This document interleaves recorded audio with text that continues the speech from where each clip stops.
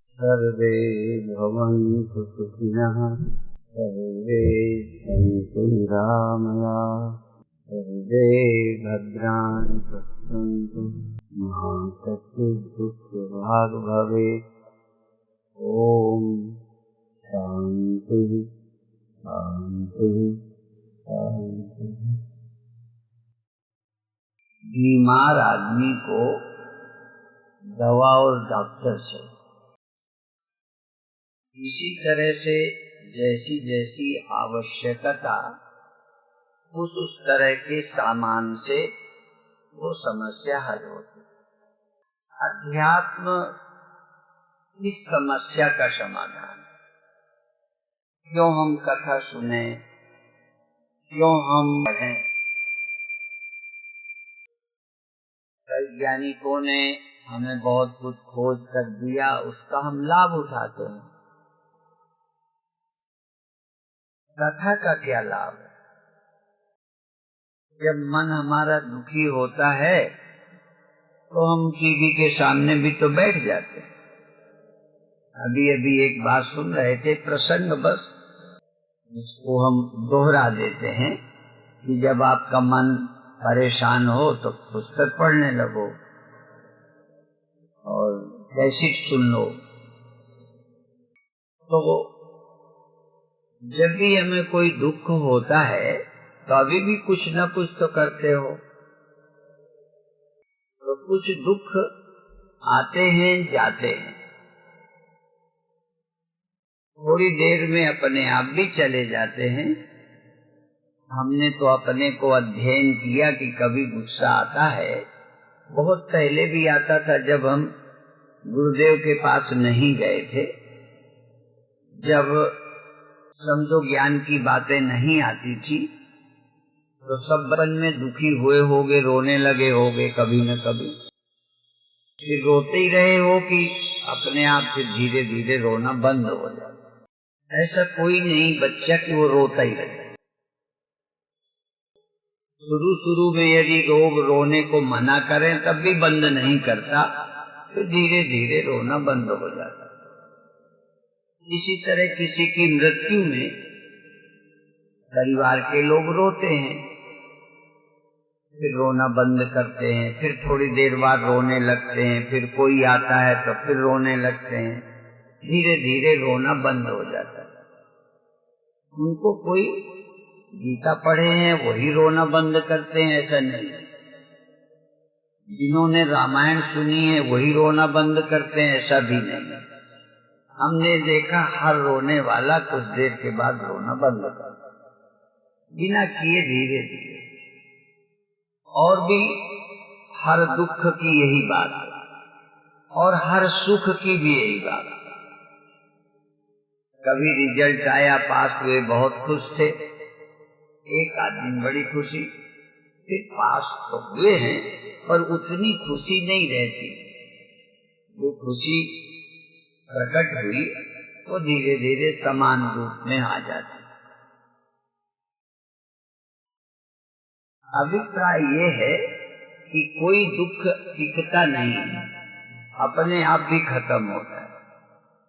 नहीं ज्ञान हो वो लोग, ऐसा संसार में कोई नहीं है जो लगातार रोए, लगातार दुखी रहे, लगातार क्रोध रहे।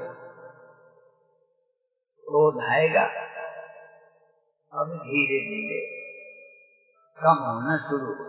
तो इन दुखों को दूर करने के लिए भी उपाय हैं, पर प्रकृति ने भी एक उपाय दिया है सबके साथ। प्रकृति स्वयं हमको, जैसे सोने वालों को प्रकृति जगा देती। कोई चीज हम ऐसी नहीं बताएंगे जो तुम्हारे जीवन में घटित नहीं हो रही। यद्यपि सोए व्यक्ति को लोग भी जगा देते हैं, पर फिर भी ना कोई जगाए तो ऐसा कोई नहीं जो लगातार सोता रहे। बहुत से बहुत ज्यादा सोने वालों में एक नाम आपने रामायण में सुना होगा। इसी तरह जगने वालों में हमने सुना है लक्ष्मण जी का कितने वर्ष नहीं सोए, 14 साल। तो जागना उनका लंबा हो गया, 14 वर्ष चलो नहीं सोए। पर जैसे आप एक दिन जगकर 2 दिन जगकर सो जाते हो, जगना थोड़ा लंबा तो ड्राइवर भी कर लेते हैं। रात को ड्राइविंग करते हैं, नहीं सोते, पहरेदार रात को नहीं सोते, पर दूसरे समय सोते हैं। माने नींद ऐसी आवश्यकता है कि अपने आप वो आ जाती है। और नींद ही नहीं, जगना भी। आप अपने घर में कभी बच्चे को नहीं जगाना तो कितने वर्ष सोया रहे, जगे। इसी तरह तुम क्रोध को शांत करने का कुछ मत करो। गीता नहीं पढ़ो, रामायण नहीं पढ़ो, गुरु जी की बातें याद नहीं करो, तो क्रोध बना ही रहे। सबकी आयु है। जैसे शरीर, इसको कोई नहीं मारे, गोली नहीं मारे, जहर नहीं देवे, एक्सीडेंट नहीं होवे, तो शरीर अमर हो जाएगा ना? ये जन्मा है, अपने आप बढ़ेगा, चाहने से नहीं। वो प्रकृति है, वो बड़ा होएगा, जवान होगा, बूढ़ा होगा, खत्म हो जाएगा। ये सब कुछ हुए, एक कामना ऐसी रहती है मनुष्य के अंदर, न मरना। हर इच्छा की पूर्ति, भूख लगी खा लिया, प्यास लगी पी लिया, नींद आई सो गए, जग गए, सब जरूरतें थोड़ी थोड़ी देर को आती जाती रहती। हम ना मरें, ये इच्छा, ये भगवान क्यों नहीं पूरी करते? प्यासे को पानी मिला, प्यास बुझ गई, फिर जब लगेगी फिर पी लेंगे। ये बड़े होने की इच्छा पूरी नहीं होती, और बड़े और बड़े और बड़े और बड़े। ये बड़े होने की इच्छा पूरी हो जाए, इसकी जरूरत न रहे, और जीने वाली जिजीविषा। जब संन्यास दिया जाता है तो संकल्प कराते हैं, पहले तो घर बार को तर्पण करा देते हैं कि अब तुम्हारा कोई नहीं रहा, सब मर गए, लोगों के लिए तुम उनके लिए, क्योंकि ये भी आदमी को सुख देता रहता है। तो संन्यास के बाद ज्ञान होगा तब होगा। हर आदमी परिवार की चिंता में व्यस्त रहता है, तो ये भी छुड़ाते हैं, तर्पण कराते हैं, पिंडदान करा देते हैं, और नाम भी बदल देते हैं, और तुम देह नहीं हो ये भी बता देते हैं। है तो सन्यास से भी थोड़ा, यदि ईमानदारी से सन्यास लेवे। जैसे उदाहरण के लिए, आज हमें किसी की शादी के लिए थोड़ी देर को गए थे, तो हमें याद आई कि मनुष्य अकेला है जो शादी करता है, जानवर तो शादी नहीं ना करते,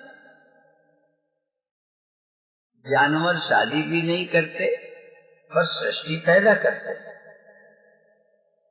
मनुष्य शादी करता है। अब सचमुच कई लोग कहते हैं हम धर्म को नहीं मानते, ऐसे लोग हैं, भारत में भी अभी है। तुम कहते शादी क्यों करते हो? शादी भी ये रिलीजन की देन है, जानवर शादी नहीं करते। मैं नहीं कह रहा कि वो ब्रह्मचारी रहते हैं पर शादी नहीं करते। मैं नहीं कहता कि उनकी सृष्टि नहीं होती, होती है। बिना शादी के भी सृष्टि हो सकती थी जब जानवरों के होती है। लेकिन धर्म क्यों है? धर्म की आवश्यकता इन्हीं ने समझी, शादी की आवश्यकता समझी। और एक बात मैं तो अक्सर दोहराता हूँ, कहते हैं हमारी लड़की का संबंध या लड़के का संबंध हो गया। ये संबंध सरल है तो हिंदी है, पर हिंदी का भी अर्थ समझना है। संबंध, बंध तो जानते ही हो, बंध, संबंध अच्छी तरह से बांधा गया, संबंध सम्यक प्रकार से बांध देना अच्छी तरह से, इसीलिए जिंदगी भर को बांध दे। कोर्ट वाले देखो, अब तो संबंध वाले भी संबंध को भूल गए। शादी का मतलब संबंध और संबंध का मतलब जीवन भर के लिए बंध गए। कोर्ट वाले, उनके यहाँ तो है कोर्ट में जाओ, कोर्ट में तलाक कर दो। संबंध में तलाक तो नहीं है, सिर्फ एक छूट थी, संन्यास। संन्यास का अर्थ हुआ छोड़ना, पत्नी छोड़ना, परिवार छोड़ना। सच तो यह है कि देह छोड़ने के लिए भी तैयार हो जाना संन्यास। और जो देह भी छोड़ने को तैयार है, उसकी मौत क्या है? उसे दुख है, क्योंकि जिनसे संबंध है उन्हीं का तो दुख होता है। संसार में रोज लोग मरते हैं, जीते हैं, पैदा होते हैं, उनकी कहाँ खुशी है आपको? उनका कहाँ दुख है आपको? दुख सुख तो संबंधित लोगों से होता है। संन्यास है संबंध, हाँ, संबंध से छुट्टी, मोक्ष। और सबसे गहरा संबंध है तन से और मन से। तन से भी संन्यास ले ले और मन से भी ले ले। संन्यास बहुत ऊंची अवस्था है। और ये जो कपड़े पहनाते हैं ना, ये समझो संन्यास की तैयारी है। सन्यासी बनने के लिए एक ड्रेस है। जैसे विद्यार्थी हैं, जैसे शादी की भी तो पहले ड्रेस होती थी, अब तो उतना नहीं। वो क्या सिर पे लगाते हैं और कैसा वो चोला पहनाते थे नीचे, एक ड्रेस शादी की। ऐसे ही सन्यास की ये ड्रेस है। इस ड्रेस को पहनकर सन्यास लेना। इसी तरह शादी करने के बाद जो जरा समय पहले चप्पल जूते हो जाते, वो सब जायज हो गया। नहीं तो शादी का मतलब है जो बिना शादी के नहीं करना, वो शादी लेके करना। इसी तरह से जो सन्यास के पहले नहीं करना, वो सन्यास के बाद करना। सन्यास के पहले माता पिता परिवार की जिम्मेदारी यदि ना लो तो पाप लगे।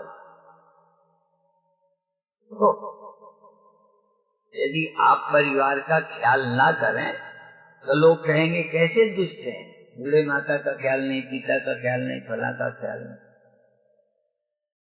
तो सन्यास के पहले यदि ख्याल न करो तो लोग अच्छा नहीं कहेंगे। और सन्यास लेके यदि हम घर वालों का ख्याल करें तो लोग कहेंगे कैसा साधु है। अर्थात ये जो हमारी व्यवस्थाएं हैं, ब्रह्मचर्य, गृहस्थ, वानप्रस्थ, सन्यास, ये हमें एक एक कदम उठाने को कहते हैं। सन्यास सब कुछ छोड़ने की तैयारी। और देह नहीं अभी छोड़ेंगे तो देह छोड़ने के लिए मन तैयार करना। और ये तक कहना कि मैं देह नहीं हूं, मेरा कोई पिता नहीं है, मैं देह नहीं, मेरी कोई माता नहीं है। सचमुच कोई ईमानदारी से संकल्प ले ले, जैसे हम लोग वो चुनाव जीत के वो शपथ ग्रहण होता है ना, शपथ ग्रहण करते हैं बिना राग द्वेष के, पक्षपात के। जाने क्या वो हमें याद नहीं है, कभी बने तो है नहीं, न वहाँ कोई प्रतिज्ञा की, न हम वहाँ शामिल हुए, पर सुन लेते हैं। यदि वो ईमानदारी से प्रतिज्ञा का पालन हो जाए तो देह स्वर्ग हो जाए। सब जगह ईमानदारी घट गई है। सन्यास वाले सन्यास ईमानदारी से नहीं करते, नेता ईमानदारी से वहां शपथ नहीं लेते। और भी हमने सुना है शादी के समय भी कुछ वचन लिए जाते हैं पति पत्नी के द्वारा, लेते हैं। हाँ, ये बड़ा मौके का हर जगह है उस समय, और वो याद रखना चाहिए। जो शादी करें उन्हें वो दिन की शपथ नहीं भूलना चाहिए। जो नेता हैं वो शपथ ग्रहण को याद रखना चाहिए। जो साधु है सन्यास का दिन जब लिया था ना, वो याद रखना चाहिए। जैसे संघ के लोगों को हम लोग कहते हैं, भाई जब तुमने नेकर पहने थी, जिस पवित्र संकल्प से लिया था वो संकल्प बनाए रखो, और इससे अच्छा और क्या है। ठीक है, तो देखो जब विवाह किया है तो वो संकल्प याद रखो, जब सन्यास लो तो ये वाला याद रखो। एक बार सच्ची घटना है, बनावटी नहीं है। रसिया के लोग हरिद्वार आश्रम में आए थे, कैंप चल रहा था, लगभग 100 के लगभग रसियन थे। तो उसमें एक जोड़े की शादी कराई हम लोगों ने। तो पति पत्नी का तो भारतीय ढंग से सारा कुछ रिवाज पूरा किया, हवन कराया। तो फिर वो बच्चन तो चूंकि उनको हिंदी आती नहीं थी, अंग्रेजी भी कम आती, तो एक रसियन से ट्रांसलेशन करवाया गया। अब आप कल्पना करो, विदेश जैसे में रोज छोड़ते रहते हैं, वहाँ वो वचन लिया गया कि हम दूसरों के पास, पिए हुए के पास न जाएंगे, ऐसा नहीं करेंगे, और बिना पूछे वहाँ नहीं जाएंगे, किसी और दोस्त से हंस के मिलने नहीं जाएंगे, तब हम बामांग में रहेंगे, तब हम आपको स्वीकार करेंगे। वचन लिया तो पहले तो उनसे ज्यादा सारे रसियन हंस रहे थे। अंत में उस रसियन ने शादी के बाद कहा, मैं पूरी कोशिश करूंगा, जो वचन दिया है उसको मैं पूरा करूंगा। ये तमाम समस्याएं भारत में भी जो आ रही हैं ना, शादी का दिन भूल जाते हैं लोग। इसलिए मुझे याद आया, बताया ना कि आज एक लड़की का गुड़गांव से, मारुति में काम करने वाले उनके पिता हैं, उन्होंने लखनऊ में शादी तो करनी थी, लेकिन दिन उन्होंने वो चुना जो राजापुरम में सम्मेलन का दिन होगा, तो हम आशीर्वाद देने जा सकेंगे। इसलिए वो ये दिन चुना शादी के लिए। तो हम गए, तो हमें लगा कि ये शादी का दिन सबको याद रखना चाहिए। और जो साधु बने सन्यास का दिन, जो नेता बने शपथ ग्रहण, जो किसी संगठन में हो, इसी तरह से हमारे यहाँ देखो हर चीज का समय। अब तो माताएं बच्चे को चाहे जब मुख में चटाने लगती, पहले एक दिन मुहूर्त होता था, तब तक अन्न नहीं लेता था, फिर अन्न प्राशन, अन्न खिलाना शुरू, उससे पहले नहीं। हर चीज पूजा से, धर्म से जोड़कर शुरू, अन्न प्राशन। इसी तरह अन्य संस्कार, यज्ञोपवीत आदि, फिर विवाह संस्कार, उसके पहले उससे बचना। क्या सुंदर व्यवस्था। आज जो बड़े अन्याय, अत्याचार और अखबार रंगे हैं, ये सब ठीक होता यदि धर्म होता तो। ईमानदारी से धर्म हो, धर्म समस्या नहीं थी, आज धर्म ही समस्या बनती जा रही। धर्म समस्या का समाधान था। कोई समस्या नहीं यदि धर्म रहेगा तो। आप ये तो जानते हो, युद्ध तक में भी धर्म था। सूर्यास्त हो गया, युद्ध बंद। अब हमें क्रोध आवे और कोई कह दे समय हो गया, लगेगा अभी तो शुरुआत ही हुई है, अभी बंद होने का समय। माने युद्ध जैसी चीज भी धर्म के अनुसार शुरू करना, धर्म से नियंत्रित जीवन हो, धर्म के अनुकूल जीवन हो, खाना धर्म के अनुसार, सोना धर्म के अनुसार, जगना धर्म के अनुसार, सृष्टि चलाना धर्म के अनुसार, बोलना भी धर्म के अनुसार। इससे कैसे बोलना? अब हम लोग धर्म विहीन हो रहे हैं, इसीलिए राजनीति में भी समस्या है। देखो, इलेक्शन में कितना झूठ बोलो सब जाएगा। वो कहेंगे हम स्वर्ग बना देंगे, हम ये करेंगे, हम वो करेंगे। जीतने के बाद कोई नहीं पूछेगा कि तुमने क्या कहा था। जो तुमने संकल्प किया था वो उसी समय था, इलेक्शन के प्रचार के समय। इसी तरह आप यहाँ आ रहे हो, कुछ तो यहाँ से लेके जाओ, कुछ अपने मतलब की। हम भी ये सोचते हैं कि हम तुमको क्या देवें। पहले लोग किसी का संदेशा ले जाते थे तो कपड़े में कहते थे गांठ बांध दो, ऐसा सुना है। पहले शायद लिखा पढ़ी कम होगी तो गांठ बांध ली, तो गांठ देखते ही वो याद आ जाती थी कि उन्होंने ये कहा था। तो ऐसे यहाँ से भी कुछ गांठ बांध के ले जाओ जो आपके जीवन के लिए काम आवे, सच में। और हम एक चीज कहते हैं, बोलना आ जाए, सिर्फ बोलना। कैसे बोलना? आवेश में नहीं बोलना। अनुद्वेग करम वाक्यम, उद्वेग करने वाले वाक्य नहीं बोलना, दूसरे को उत्तेजित करने वाले वचन नहीं बोलना। तो जब युद्ध का टाइम है तब जुझारू बाजे बजाए जाते, बल्कि यदि दूध में उफान आवे तो आग हटानी या पानी के छींटे देना।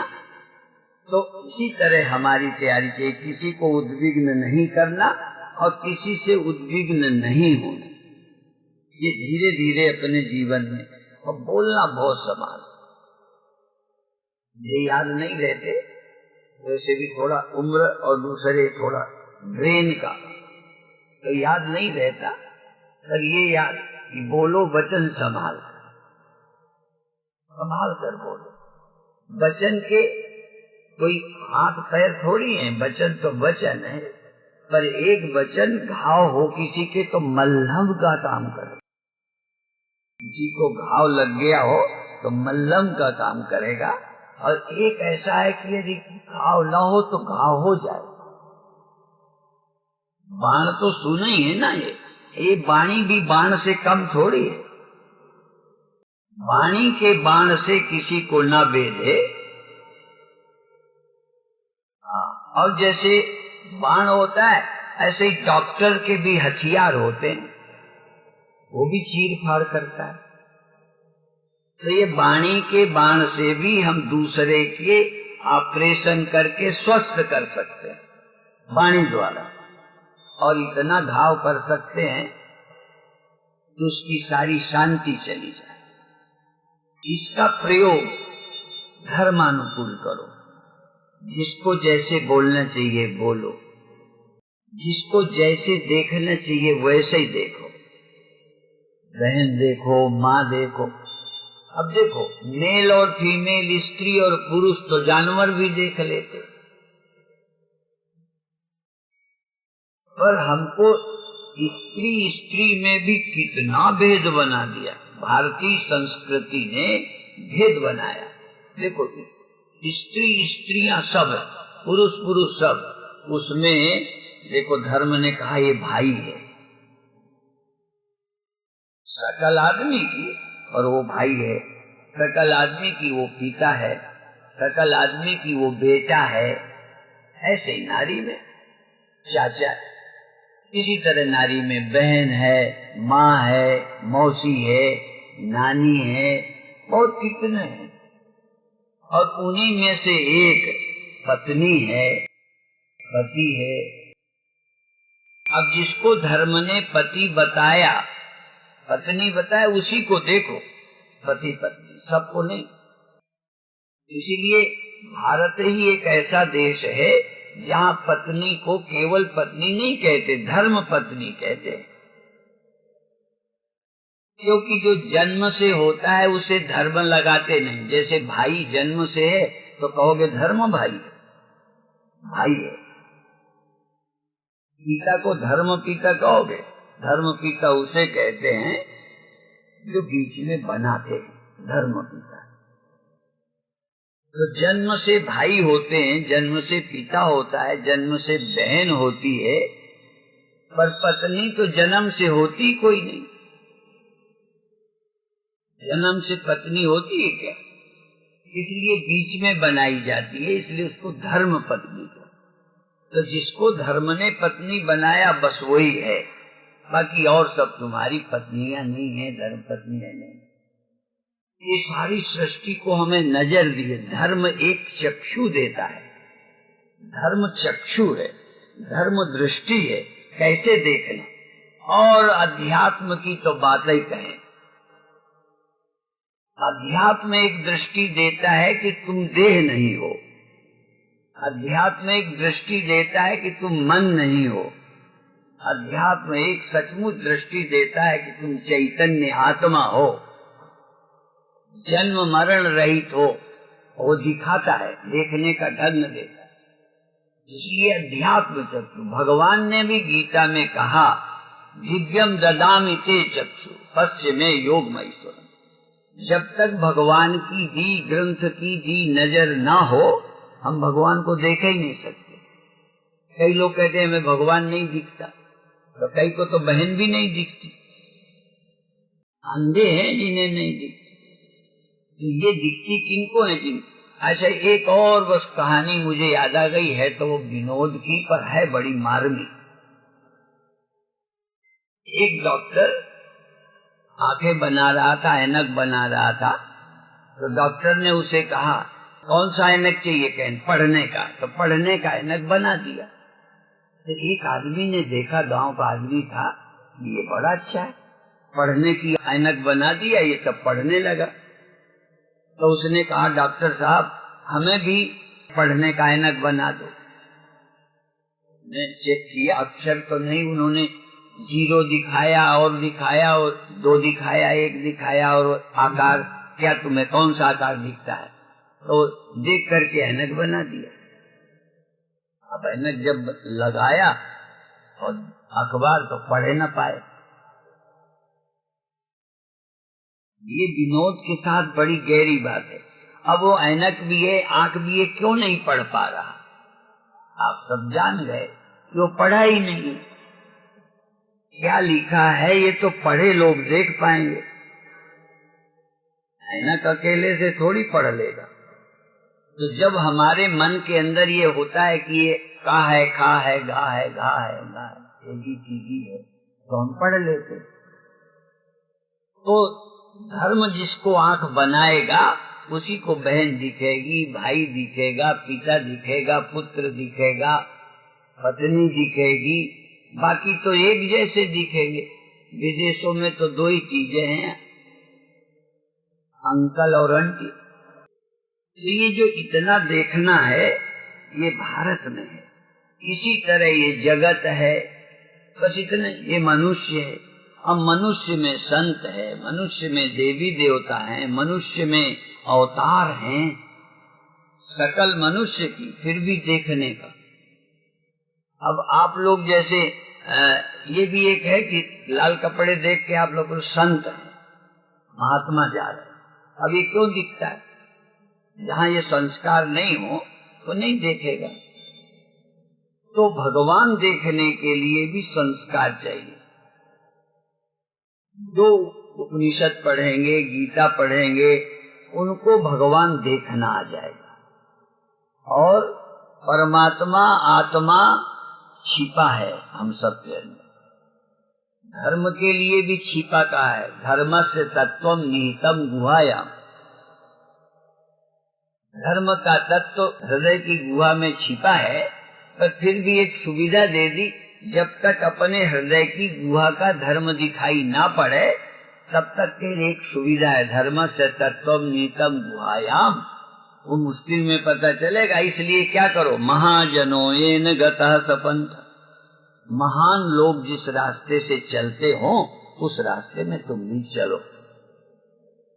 बाद में धीरे धीरे आपके धर्म के संस्कार जागृत हो जाएंगे, फिर देखना आ जाएगा।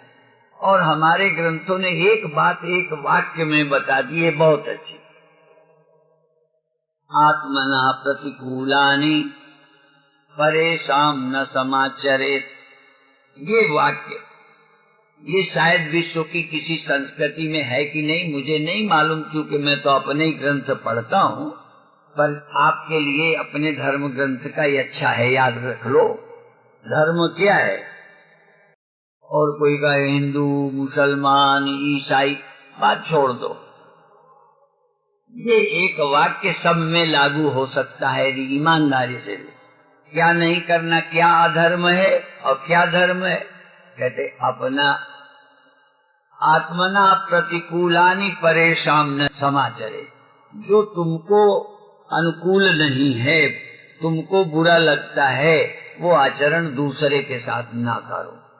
देखो, तुम्हें अपमान अच्छा लगता है ना, तो दूसरे का भी ना करो। क्योंकि जो मेरे को, देखो ये कॉमन, ये सार्वजनिक सार्वभौम सत्य है। ये हिंदू का सत्य नहीं, ये मुसलमान का सत्य नहीं, ये ईसाई का सत्य नहीं, ये पंडित बनिया ठाकुर का नहीं, ये सब का है, सार्वभौम है। क्या करो, जो तुम्हें बुरा लगता है वो दूसरे के साथ ना करो, और जो तुम्हें पसंद है वही दूसरे के साथ करो। तो मान अच्छा लगता है तो दूसरे को भी दे दो, और अपमान अच्छा नहीं लगता तो तुम दूसरे का भी ना करो। फिर कैसे पहचाने? कहना अपने से पहचान लो। धर्म को नहीं ना पहचानते, आप अपने मन को देख लो। ये तो इतना सरल है, क्योंकि आपके पास मन है, तुम्हें जरूर बुरा लगता होगा, और जो तुम्हें लगता होगा दूसरे को भी लगेगा। इस कसौटी से बच्चे के साथ भी, परिवार के साथ भी, अन्य मित्रों के साथ भी, अच्छा हमारे खिलाफ चुगली निंदा कोई और जगह करे तो कैसा लगेगा? तो तुम भी किसी की ना करो। पर निंदा सब अघनगीसा, छोटे से सूत्र हैं, और ये शुरुआत पहले घर से करो। किसी को मैंने बहुत पहले एक पुस्तक पढ़ी थी, अब बहुत चीजें भूल गई, पर एक आध याद है कि दूसरे के साथ यदि प्यार है, आप चाहते हो कि हमसे लोग प्यार करें, तुम भी दूसरे को प्रेम करो। अच्छा, जिसकी बुराई किसी से बताते हो उससे आप प्यार करते हो, इसका मतलब प्यार नहीं करते। जिसको प्रेम करते हो, उसको ठीक करना चाहते हो, तो उससे प्यार से बात करो।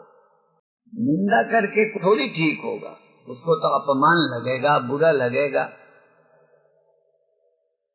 डॉक्टर इसी तरह, जैसे डॉक्टर हमारे रोग ठीक करते हैं और बड़े सावधानी से ऑपरेशन करते हैं, गड़बड़ कर दें तो न मरता हो तो मर जा, तो ये ऑपरेशन से कम नहीं है, ऑपरेशन से कम नहीं है दूसरे को ठीक करना।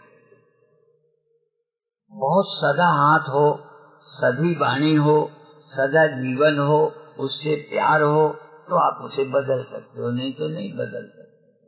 आप सब लोग एक, तो आप भी जीवन में वैर नहीं करो। भगवान ने कहा निर्वैरः सर्वभूतेषु, किसी के प्रति वैर नहीं हो। जिसको आप ठीक करना चाहते हैं, वैर जिससे होता है उसे ठीक करना चाहते हैं क्या? ठीक नहीं करना चाहते, निंदा करते हैं। अब ये समझने में बहुत सावधानी चाहिए, नहीं तो आपको तो यही लगेगा हम तो हित के लिए कहते हैं, निंदा भी करते और हित के लिए करते। ऐसे ही सब लोग जगत के सुधार में लगे और मजहब वाले भी सुधार में लगे। इसलिए आवश्यकता है जीवन को निर्वैर करना और अपने मन को ज्यादा देखना और कोशिश करना कि जो मुझे बुरा लगता है वैसा नहीं बोलूंगा। जैसे दूसरे को एक वचन में नहीं बोलना।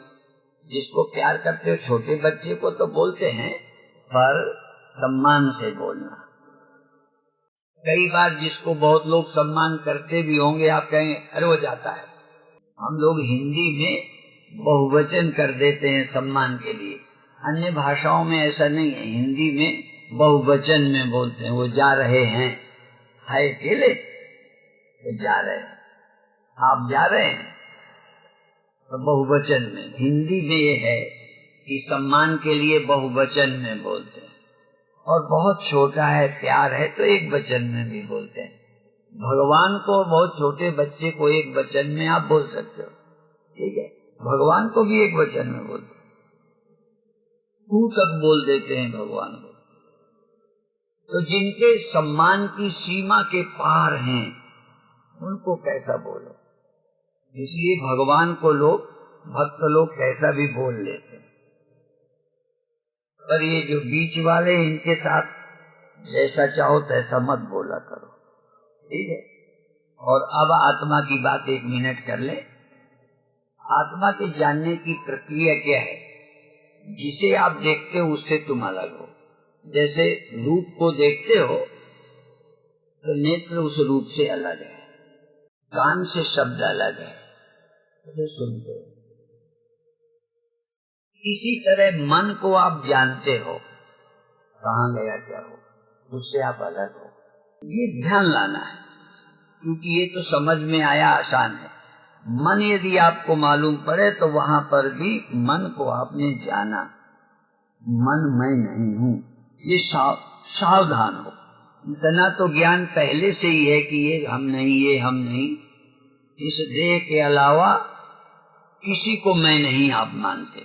अब इस देह को भी, शरीर की हर क्रिया को आप जानो, दृष्टा बन जाओ। तो शरीर घट दृष्टा घटात भिन्न सर्वथा न घटो यथा।